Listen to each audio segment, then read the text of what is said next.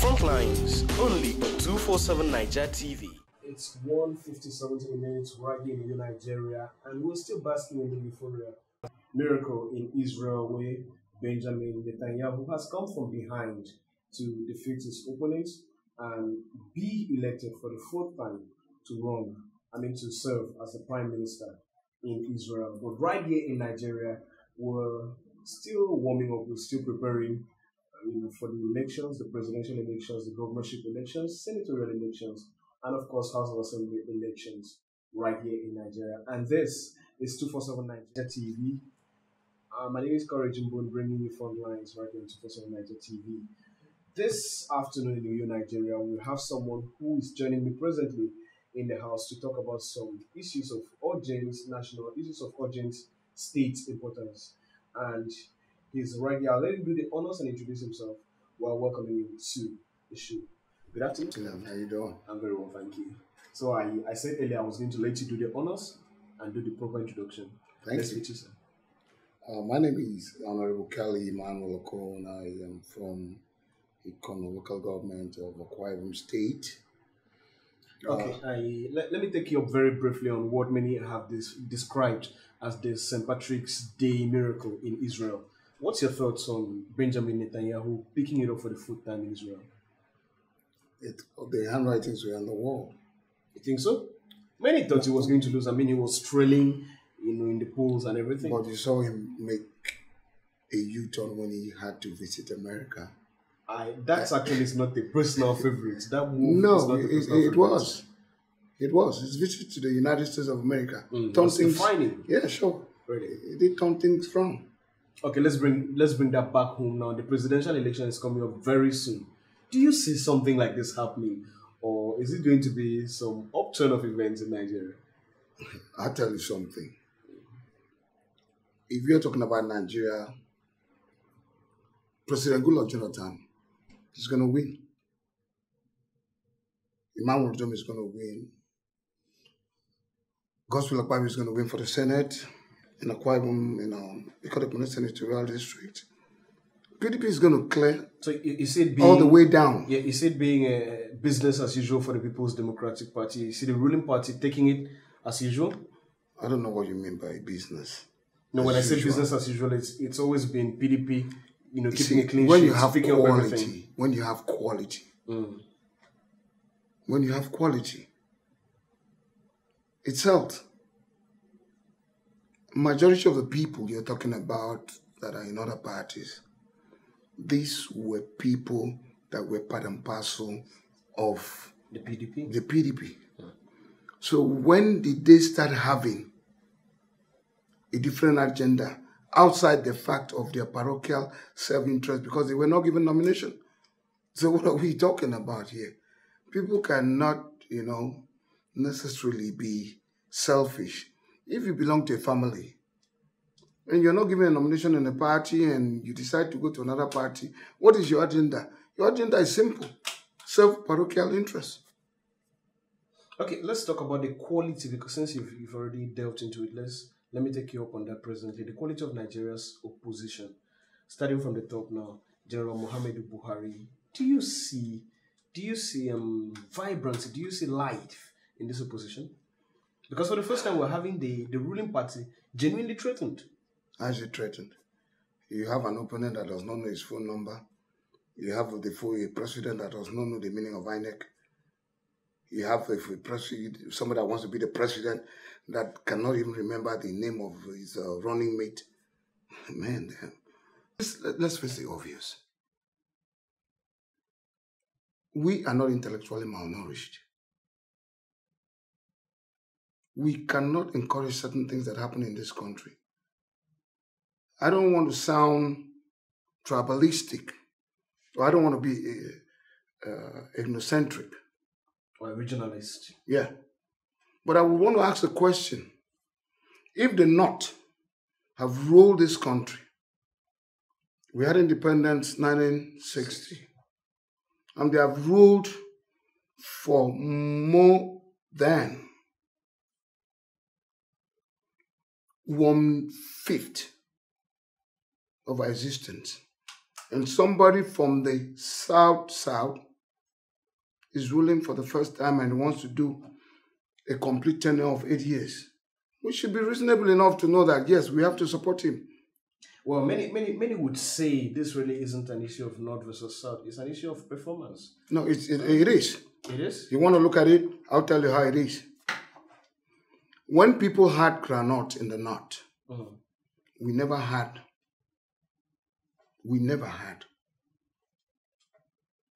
people from the South that owned granite pyramids in the North.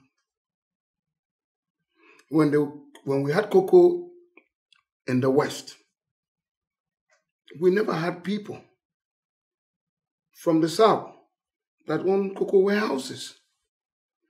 But when we had oil in the South, they decided to stage a genocide, a massacre on our people. Don't forget, they said it was a civil war. It wasn't. It was a genocide because the people of the South never passed oil. Our women were raped. Our mothers were raped. Our children were raped. Our resources was raped. Even till this moment, we are still being raped financially. People had to go into a certain level of connivance. We had uproar. We had people saying so much happened. There is nobody that would have won the primaries that it won't have been complained. But you had politics is about maneuvering. Let me take you up on this now. You had 22 other aspirants forming a group called the G22. Okay. And then agitating that things couldn't have been done. Things could have been done differently. I want to tell you something today. Check the political history of Akwa Ibom State. Mention one time that after primaries that you don't have issues. When Godswill Akpabio, the governor of the state, Governor Godswill Akpabio won the primaries, what happened? They had to go and form consensus candidates and they ran to Abuja. All kinds of things was being done. It's always like that. But what I want to appeal, Udom Emmanuel has won the nomination. He is the flag bearer of PDP. And PDP is the only party that can take Akwa Ibom to the next level. Now, maybe people have issues that Governor Godswill Akpabio is supporting him.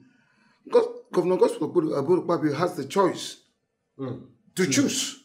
Just like every other person have the choice to choose. Even if you have a... Should as a leader, because as a governor of the state, with the immense resource of the state, he's also seen as a leader, as a political leader of the state. So as the leader, shouldn't there be this level playing ground? Because when you say he has the right to choose... The pedigree you're talking about right now. He has the right to choose. I'm coming, sir. When you say he has the right to choose, there's a tendency for a leader who has immense resources to choose and want to impose this choice on the people. So do you think that the governor choosing and making it obvious that this is his choice, is that what happened? I want to ask you, are you married? Well, I'm not. Then when you're about to marry, is it going to be your father, your mother, your grandfather, or your grandmother that will choose a spouse for you? The choice will be you. He sits in the driver's seat, and there's nobody that will sit in the driver's seat that will want to be a passenger. Okay. So let's face the obvious.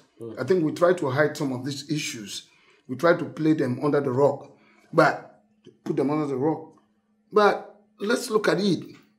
If you want to marry today, my brother, you choose your wife. And if Governor Godswill Akpabio decides today that I am in the driver's seat, I can't be in the passenger seat, I want to choose somebody. Nothing wrong with that. A direct onslaught of the primaries in 2014 was the fact that Senator Aloysius Etuk, who represents you in the Senate, he clamored for, and in very dramatic circumstances, he dropped the ambition and supported the ambition of the incumbent governor to represent you in the Senate. So I want you to give me a background on circumstances that led to this. For the fact that Senator Oloshuze took dropped off and Unsupported. it did not. It's not supporting. Well, they came into the stadium Because I would tell you, the idea of supporting is higgledy piggledy. What I would want to describe in clear-cut English terms, top it up. As I speak, this moment, he is not supporting PDP. Do you have evidences? He is only supporting his personal, selfish, parochial, self-aggrandizement.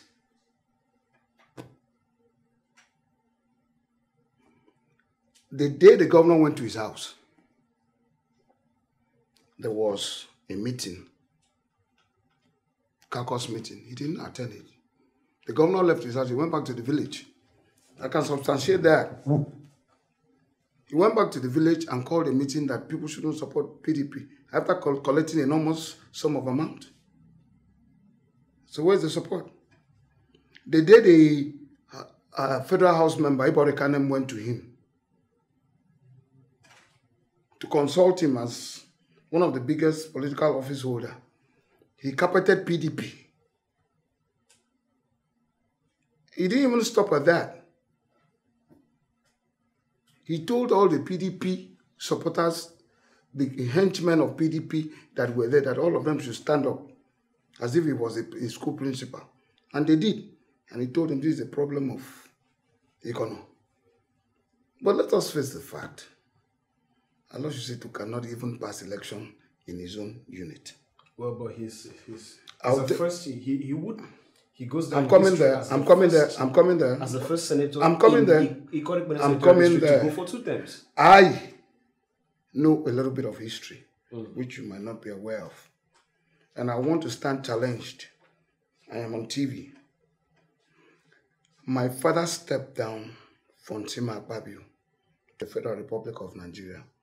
That was the leverage Senator Oloshuze took, became a senator from Okon extraction.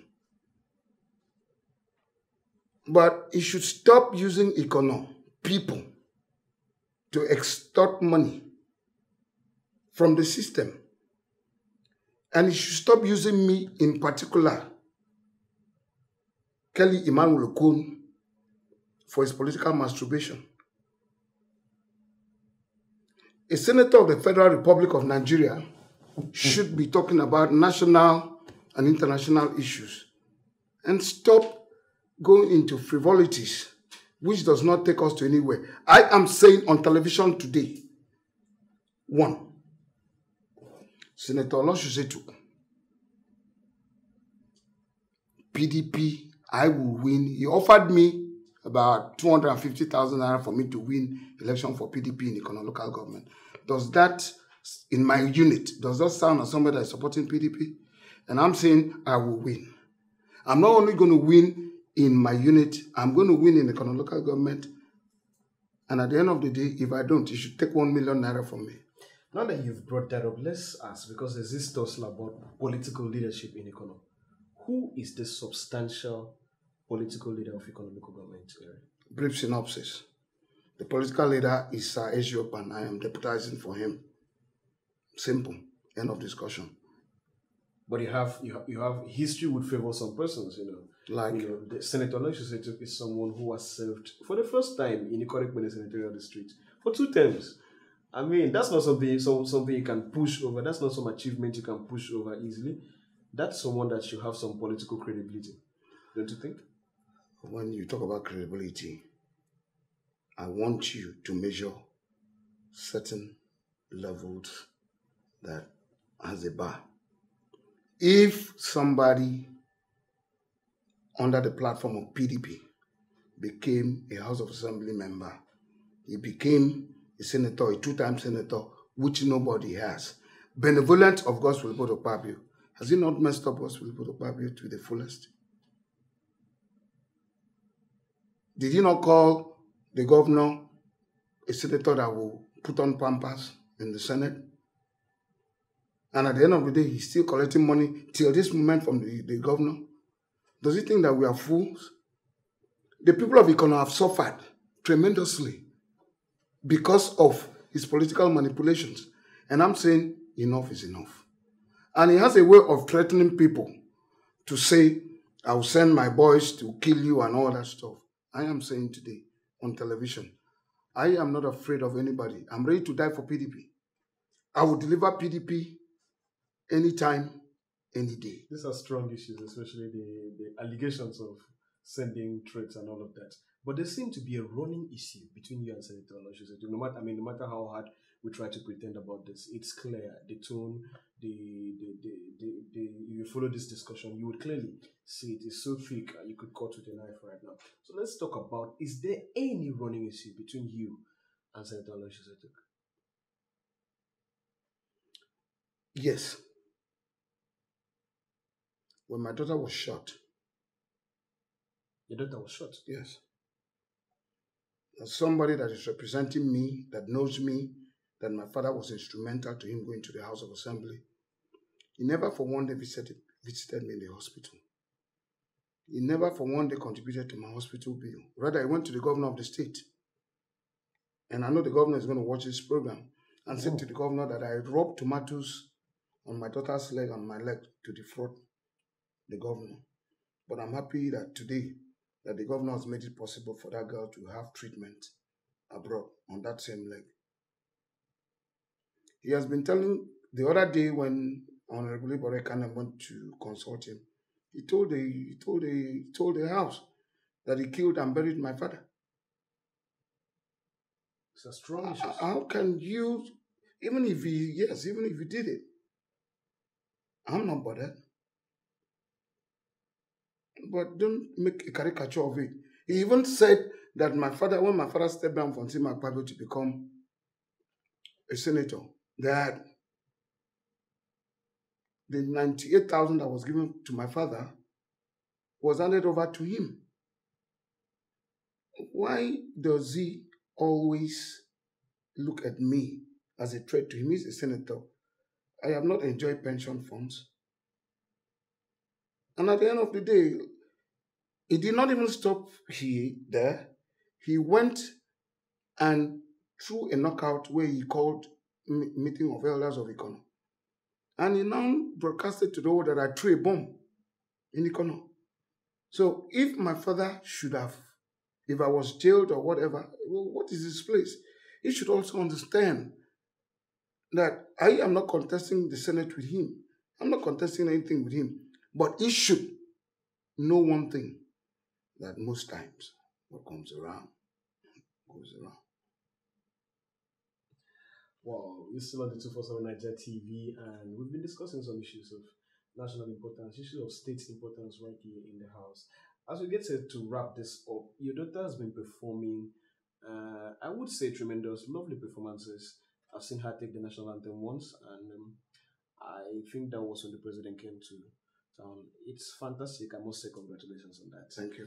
Let's talk about, on a lighter note now, how was she raised? How have you been able to groom her to the point where she can boldly step up and do things like this? I think he runs in the family. Okay, so you're bold to speak. Yeah, she's bold to say. Yeah, she's bold to say, Beautiful. Like, I want to say these, I personally would want to say thank you to Okwa Ibom people. I want to give my sincere thanks to Emema Babio. I want to give my sincere thanks to Emmanuel Enoidem. I want to give my sincere thanks to Monduko. I also want to give my sincere thanks to Enobanwa, the people that, had to put together the presidential visit that she did sing. You raised me up so I can face the mountain. I want to say gracias tantera. I also want to say to the governor of Okwa Ibom State, the wife, Udom Emmanuel, the wife, Moses Ekbo, the wife, and all the people that have encouraged Ufodebong. I also want to say big thank you to my brother Emmanuel Bomodo, and all the people that. Okay, yeah, I forgot. You know, I got to say big thank you to Basi Albert, all the people that really encouraged her to sing, because he had to sing live for all of them, and they really gave her encouragement. And I also want to say big thank you to the Almighty Father Jesus Christ for making it possible. And God is our guide. Allah is for all. Honorable, I just must thank you for coming on Frontlines this afternoon. We look forward to having you some other time on the program, and we do hope when we knock at your door, you will open for us. Thank you very much for coming on the show. All right. And so that's our show today on Frontlines, coming your way on 247 Niger TV. My name is Courage Mbone. I will return some other time. Until then, God bless Nigeria. Bye-bye.